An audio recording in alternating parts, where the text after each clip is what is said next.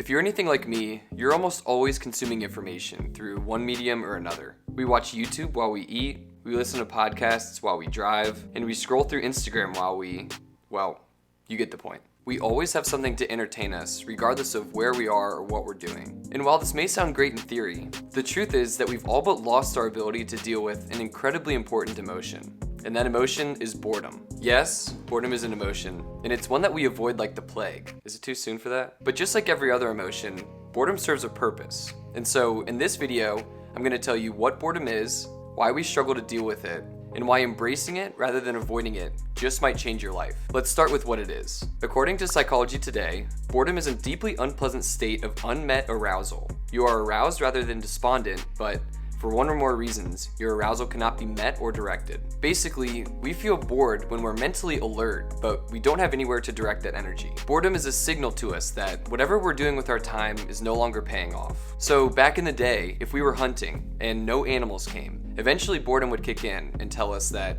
this activity was no longer worth our time and that we needed to go do something else, like, I don't know, pick some potatoes or something. It's an emotion that's stuck with us as we've evolved. And the reason that it's stuck around for so long is because it prompts us to take action or to make a change. And in the past, when we experienced boredom and it told us to go do something else, that something else that we used to go do was typically productive or made our lives better in some way. And nowadays we experience the same feeling for the same reasons, but our response to it is completely different. When we feel bored and our brain signals to us that we aren't spending our time wisely, rather than getting up and doing something useful, all we have to do to alleviate the discomfort is pick up our phone or turn on Netflix. Sandy Mann is the author of a book called The Upside of Downtime: Why Boredom is Good. And she says, we're trying to swipe and scroll the boredom away. But in doing that, we're actually making ourselves more prone to boredom, because every time we get our phone out, we're not allowing our mind to wander and to solve our own boredom problems. When we feel bored and we take out our phones or turn on the TV, we're not actually dealing with our boredom, we're just avoiding it. It's the emotional equivalent of putting a band-aid on a gunshot wound.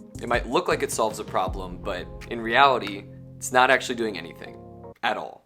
In fact, it might actually just be making it worse. Because in addition to pushing us towards taking physical action, boredom also plays a pivotal role in our emotional well-being. Sandy goes on to say, if we don't find stimulation externally, we look internally, going to different places in our minds. And Nicole Christensen says, boredom is a powerful tool that invites you to rethink your relationship with the world. And this is precisely what I think we're losing. This ability to look internally and to evaluate our relationships with ourselves and with the rest of the world. The consequence of perpetually avoiding boredom is that you're also avoiding all of the questions and the underlying thoughts that are swirling around in your head that will eventually need to be addressed if you want to have a healthy relationship with yourself and the world around you. And on top of that, by diving into a screen every time we feel a twinge of boredom, we're further detaching ourselves from reality. The internet and social media were built on the idea of connecting with others. But what's happened is they've damaged our ability to connect with ourselves. I seriously cannot overstate the importance of having a healthy relationship with yourself. Being able to sit alone with your thoughts and truly understand how you feel. It's those kind of things that really allow you to know where you fit in the world and how you can affect change, regardless of how big or how small. York University professor John Eastwood says, to feel you can have an effect on the world and that things in life make sense, these are inherently important things for human beings, just like sunlight, fresh air, and food. That's a heavy statement, and I think it's one that a lot of us can agree with, especially in this day and age. In order for life to make sense, we have to know who we are. And in order to know who we are, we have to answer the questions and address the thoughts that come to the surface when we start to feel bored. The good news is that we can literally do this anytime and anywhere.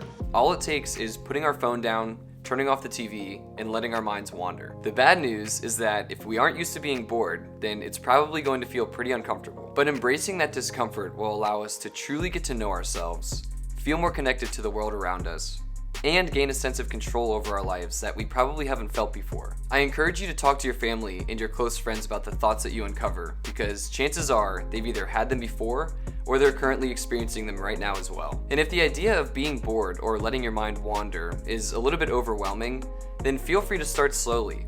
For example, I used to have my best ideas when I was in the shower, but recently I started listening to podcasts every time I got in. So from now on, I'm gonna leave my phone in my room and just let myself think. This is obviously nothing groundbreaking, but it's a step in the right direction. And you can experiment on your own with something like going for a drive without music, or going for a run without earbuds, or even something as simple as walking around outside and leaving your phone at home. Neil Burton sums this up perfectly by saying, "Rather than fighting a constant battle against boredom, it is easier and much more productive to actually embrace it. Remember, our emotions serve a purpose, and boredom is no exception.